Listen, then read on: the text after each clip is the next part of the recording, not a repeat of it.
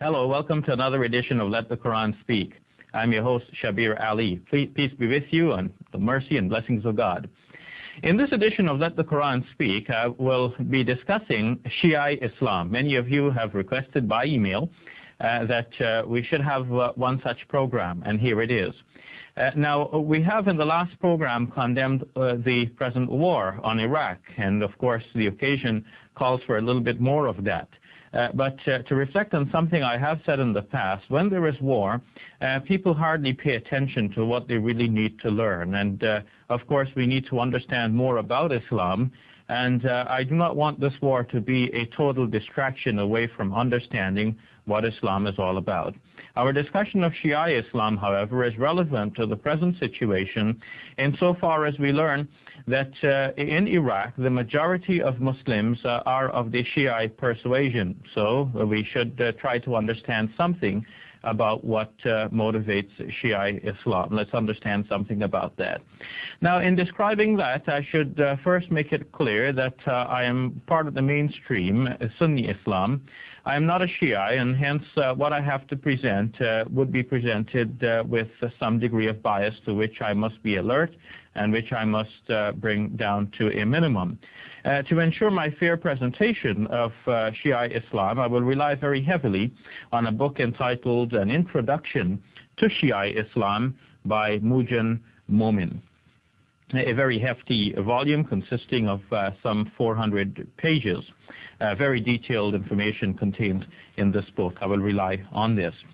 Second, I should mention that my motivation in presenting this program is to encourage tolerance and mutual understanding.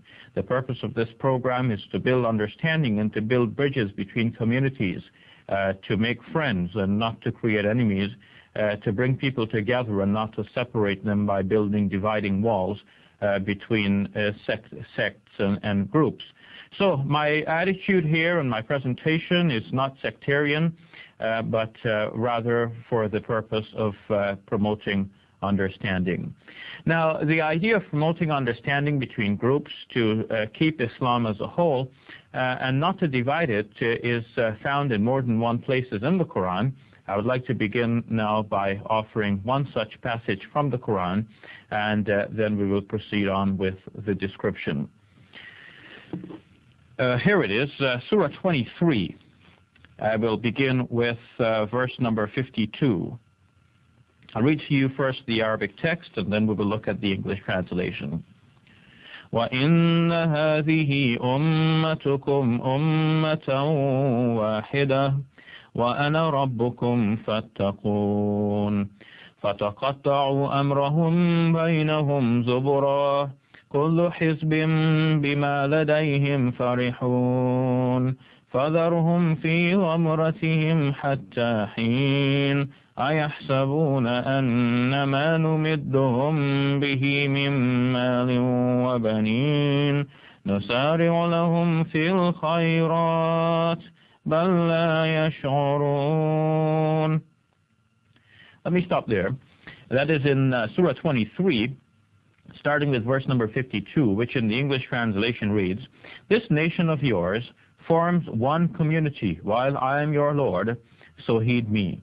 Yet they carve up their business into cartels among themselves, each faction happy with whatever lies before them. Leave them in their excitement for a while. Do they reckon that we have only afforded them wealth and children because of it?"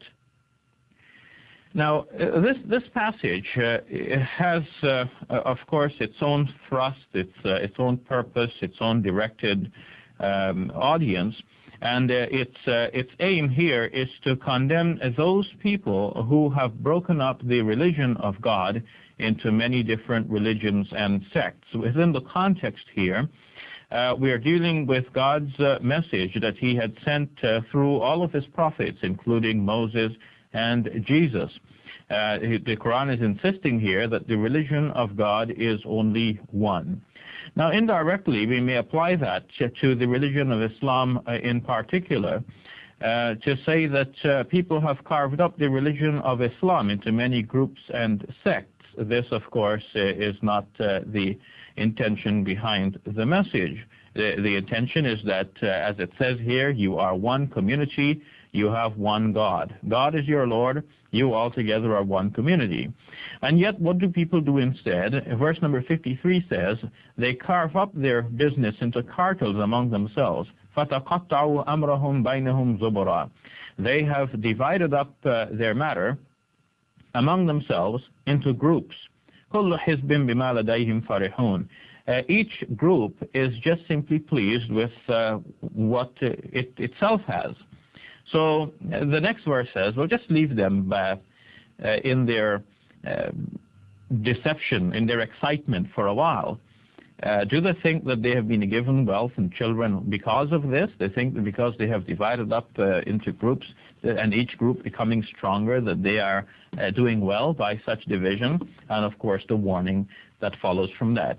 Well, the warning for us today, folks, does not need to come directly out of the Quranic text. It is coming to us through the events that we're witnessing in the world.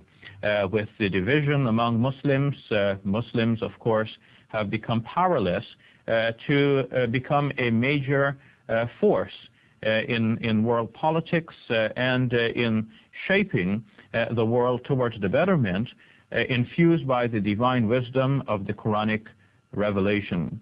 But enough said about that then. Let me then, with this brief introduction, go into some description of what is Shia Islam, hoping that this would help us to understand some of the dynamics in present-day Baghdad and in the rest of Iraq, so that we can understand the relationship between Sunni and Shia, and so that we can work towards the harmonization of these two large religious groups. So let me take a short break, and I will come back and we will look at Shiism as described in an introduction to Shia Islam by Mujan Momin. Hi, welcome back to Let the Quran Speak. I'm Shabir Ally. Now, we're looking at the division between Shia and Sunni Islam, not to keep them as divisions, but in a hope to bring them together in a single whole.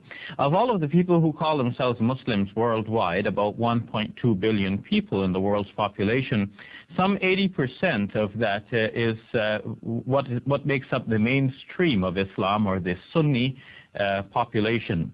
Another 10% makes up the Shia, and then another 5% rounds it off to 100, containing all of the remaining splinter groups. So Shiism is a small part of the large stream of Islam, just 10% of the whole. But nevertheless, 10% of a billion is 1 million, and that makes up a large, a sizable population, a major world force. We should try to understand something about this. Many Sunnis have not bothered to pay any attention to learn anything about Shia Islam, because when you're in the mainstream, you need to know very little, it seems, about the insignificant groups. However, it is the insignificant groups that learn a lot about the major groups to which they which they see as some sort of a challenge to their own existence. And hence, one who is a Sunni should learn something about Shiism in order to facilitate discussion and to promote better understanding and harmony. In the world scene today, Sunnis are trying to get a better understanding of Shiism, and there has been moves towards harmonization of the groups. So when I attended a conference of Muslim scholars in Mecca not too long ago, one of the major speakers there was a representative from Shia Islam, and he was greeted, welcomed, and given as much of standing within the platform of speakers as were the other speakers. Here in the Toronto area, imams are getting together, both Sunni and Shia, to work together towards the solution of problems which are commonly faced by both the Sunni and the Shia population. So there is much work ahead, and that work needs to be built upon understanding, which I hope to promote beginning with this show. Now, I want to start with things which are very common or which are similar between Sunni and Shia, and we will notice the areas of divergence. Now, both Sunni and Shiism is based on the Quran and on the Sunnah, which is contained in the Hadith, that is in the reports about the Prophet Muhammad, peace be upon him. However, we should right away notice a couple of small differences. One is that when it comes to the Quran, then now all Muslims, Sunnis and Shia, agree that the Quran as we have it now is as was left by the Prophet Muhammad, peace be upon him, and collected under the caliphate of the third caliph, that is Uthman. However, sentiment for Ali and support for the idea that he should have been the first ruler, an idea which survived in Shia Islam, lent itself to the promotion of the idea that there must have been verses in the Quran which had designated Ali as the rightful owner, or at least spoken of him in terms which would be compatible with his being one of the most important figures, or the most important figure after the Prophet Muhammad.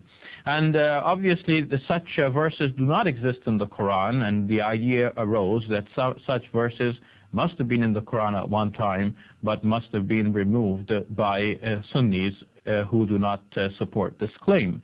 However, modern scholarship has laid to rest that idea, that supposition that the Quran has been changed in any way, and hence both Sunnis and Shias maintain that the Quran as we have it now is as was left by the Prophet Muhammad, peace be upon him, and compiled during the caliphate of the third caliph. When it comes to the hadith, or the following of the Prophet's sunnah, as noted in reports about him, the two communities, Shias and Sunnis, have tended to keep both or each the separate record of what the Prophet said and did. Hence, for Sunnis, reliance is placed upon certain noted collections of traditions made in the third century of Islam. Most notable among these are Bukhari and Muslim, and then comes Abu Dawud and Tirmidhi, Ibn Majah and Nasa'i. But in the Shiite tradition, emphasis has been placed not only on what the Prophet Muhammad said and did, but also on what the Imams after him within the Shiite tradition said and did. And so separate compilations were made such that even when it came to reliance on what the Prophet said, that was only taken as valid or relied more so on if it came through the line of descent through the Imams. I know this sounds a little bit complicated. Let me simplify that. So we have a report that the Prophet Muhammad said something, and that report might be passed on orally or in writing or both from one individual to another until it is recorded in one of the classical textbooks, let's say in Bukhari or Muslim. Well, such a report would be given greater validity in Shiite circles if that report had been transmitted through the Shiite Imams as opposed to any other individual whose origin and sagacity might for them be of doubtful origin. So we have already introduced here that Shias follow not only the Prophet Muhammad, but certain designated individuals known as Imams. And that we will come to see is one of the major differences between Sunni and Shia. So we'll come to understand a little bit more about that. Now, when we talk about the fundamental elements of the religion, again, here we see that there is a great degree of similarity, and that shows that Shiism and Sunnism at the heart are really compatible, and they do not need to be divided as much as people have imagined over time. Small divisions have been greatly exaggerated on both sides until the two communities have become two separate and irresolvable communities, or their differences have become irresolvable. Though, in fact, when we get to the heart of the matter, we realize the proximity of the two faiths. The first major tenet of Shiite belief is Tawheed, or the divine unity, the oneness of God, and that is something that is common with Sunni Islam. The second is Nubuwah, or prophethood, and that is something in which Muslims also believe from within Sunni Islam. And the third major concept is the Ma'ad, or the resurrection. Again, this gels with what Muslims believe. In fact, the Sunni belief is noted often as either 7 items or 6 items, and all of those 7 or 6 can be combined under 3 major categories. 1 is Tawheed, or the divine unity. 2 is Nubuwwah, or prophethood, or communication of Risala from God. And 3rd is the life after death. So these are the first 3 items we note here that are, of course, at the core of Shiite belief. Where Shiism departs, though, is in the imamate, or recognizing that there is a line of imams or leaders that follow after the Prophet Muhammad, peace be upon him, who are infallible, guides towards God's will and intention for people. Now, to be sure, Sunnis also have imams. We hear about the imams of the 4 Sunni schools, for example. But the imams in the Sunni schools are not thought to be infallible. In fact, often their mistakes are pointed out by Sunnis themselves.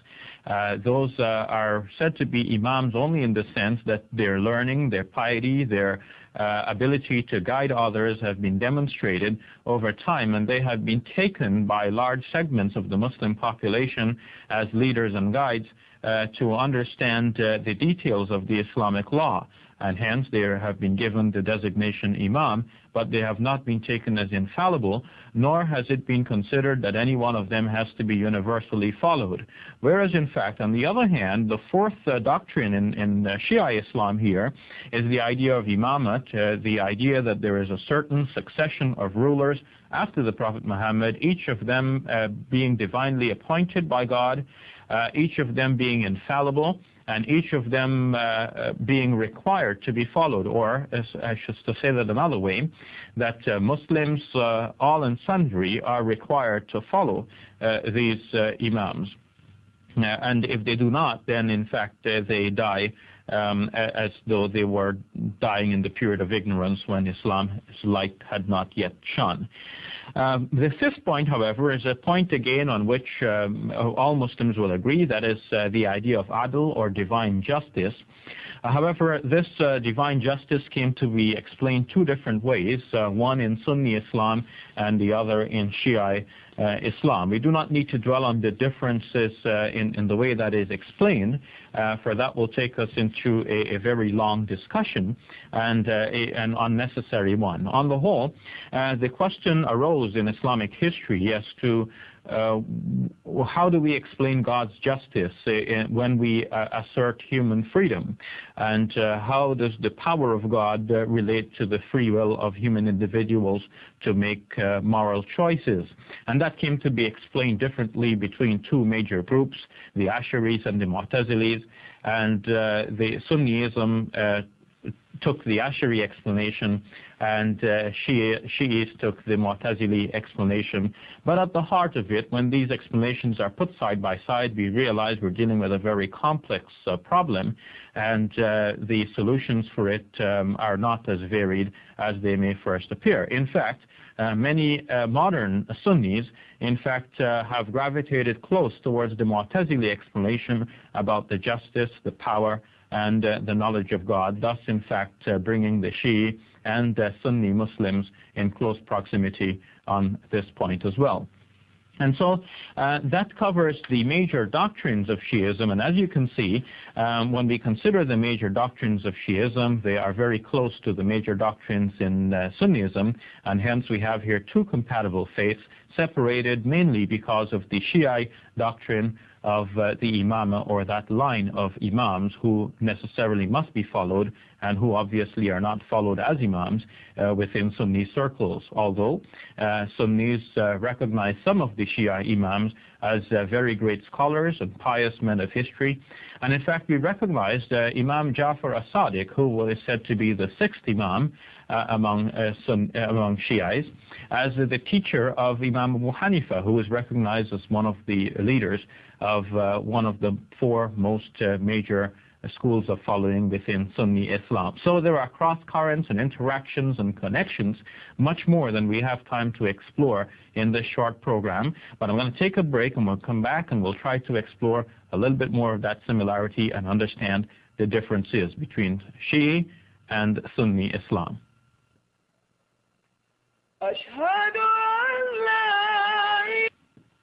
Hello, welcome back to Let the Quran Speak. I'm Shabir Ally.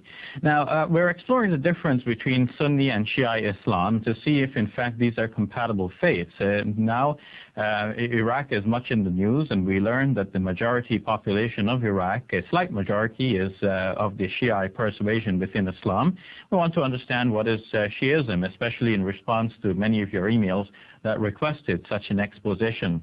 To ensure my balanced presentation, I'm relying heavily on a book entitled An Introduction to Shia Islam by Mujan Momin. Now, in this book, it is explained that after the Prophet Muhammad, peace be upon him, died, there was some lack of clarity as to who should take over the political rule after him. Now, we realize that not only was the Prophet Muhammad a prophet preaching apocalyptic ends, but he was also a temporal leader guiding the community through its politics, its international affairs, and its social and economic conditions and all of that. So who should take over from him as a political ruler? This was not something clear from the start, but after his death, some of his companions decided to appoint Abu Bakr, and this gained widespread acceptance, and Abu Bakr was the undisputed first caliph, and after him, Omar, then Uthman, and fourth, Ali. Now, Ali was the cousin and also the son-in-law of the Prophet Muhammad. He had married his daughter Fatima. And from them, two sons were born, Hassan and Hussein. Now, there was initially some discontent with the way in which the decision to appoint Abu Bakr was finalized. It is said that while the family of the Prophet, meaning Ali and others, were busy trying to get the Prophet's dead body prepared and ready for burial, that decision was made in their absence, and hence they had no better option but to accept that decision. But there was some long-standing dissatisfaction remaining from the manner in which that was done, and that dissatisfaction eventually came to be exaggerated in the manner in which we see sometimes being discussed within Shia Islam, to the extent that it was thought that Ali should in fact have been the first caliph. Not only that, but that he was divinely appointed by God, who through the Prophet Muhammad, peace be upon him, and hence that all Muslims should have accepted him as the first caliph and the temporal ruler. Now, many have come around to accept that the course of events is as it should have been, Abu Bakr, Omar, Uthman, and then Ali as the fourth caliph, but nevertheless, the idea that Ali was to be the first caliph was later on exaggerated to the extent that he was thought to be an infallible imam. So whereas Sunnis accept the other caliphs as temporal guides who may make mistakes on the human level, being humans as they are, it is taught within Shia Islam that Ali, being fit for the first imam's position, was an infallible guide, and that he is then to appoint the second imam after he receives this divine appointment from God himself.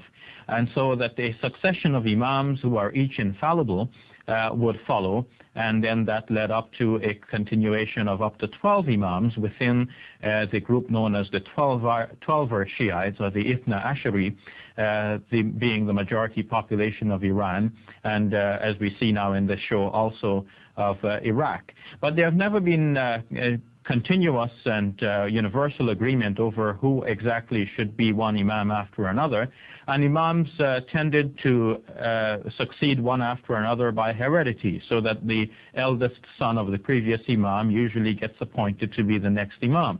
But history was not so always smooth. So after the death of the sixth imam, for example, Imam Jafar as-Sadiq, there was some puzzle as to who should be the seventh imam. The Ismailis took Ismail, the son of Jafar as-Sadiq, to continue the line of succession through him, and so they became Ismailis. Whereas on the other hand, the 12er Shiites continued the line of succession through Musa al-Kazim as the seventh imam, and eventually that will lead to a total of 12 imams. Now, the 12th imam presented some bit of a puzzle as well. After the death of the 11th imam, Hassan al-Askari, It was thought that perhaps he had a son who was only 5 years old at the time of his death and who went into occultation, or who became hidden. And now he is in a great occultation such that no one is able to contact him, but that he is still alive, being alive for the past 1,000 years. And he will continue to be alive until God causes him to return as the Mahdi. When he returns as the Mahdi, or the guided one, he will he will bring back, or through his coming will be brought back also a resurrection of previous figures. So Hussein, the grandson of the Prophet, other figures will be resurrected. Even the enemies of this Mahdi will be resurrected.